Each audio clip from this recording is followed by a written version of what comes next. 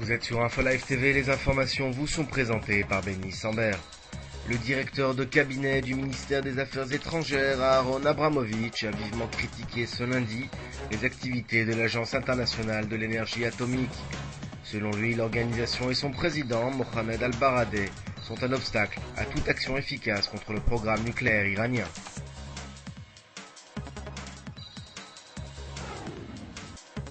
Gary Ackerman, président du sous-comité pour le Moyen-Orient et l'Asie du Sud auprès du Congrès américain, a déclaré lors de sa récente visite en Israël que 20 millions de dollars étaient introduits illégalement depuis l'Égypte dans la bande de Gaza chaque mois, et ce à des fins terroristes. Le ministre de la Défense Ehud Barak rencontrait ce lundi le Premier ministre palestinien Salam Fayyad dans le but d'évoquer le transfert de responsabilités sécuritaires dans les villes palestiniennes de Judée-Samarie à l'autorité de Ramallah. Rappelons que la semaine dernière, Tsahal a remis les clés de la localité de Naplouse à la police palestinienne qui a dû affronter les activistes de la branche terroriste du Fatah.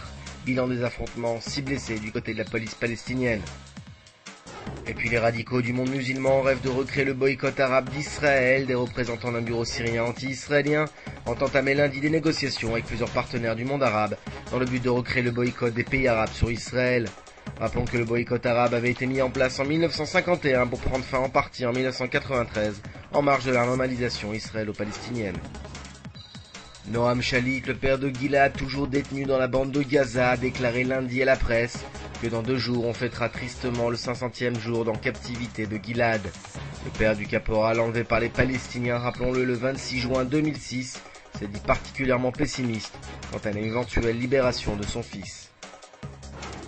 Pour finir, le député David Rotem d'Israël Beitenu a présenté un nouveau projet de loi préconisant que tout candidat souhaitant obtenir la nationalité israélienne devrait au préalable prêter serment de fidélité à l'État d'Israël et s'engager à effectuer son service militaire ou civil. Votre programme sur InfoLive TV, c'est un reportage sur la souffrance de la ville de Sderot, toujours sous les bombes.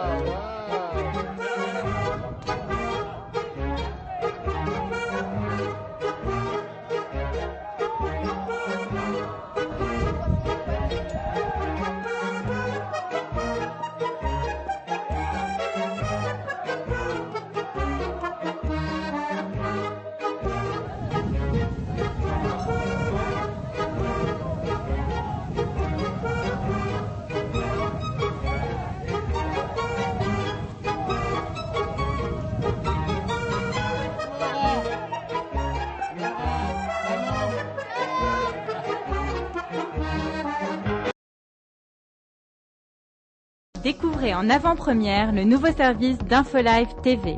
Recevez gratuitement chaque jour, en vidéo, les informations d'Israël et du Proche-Orient sur votre mobile.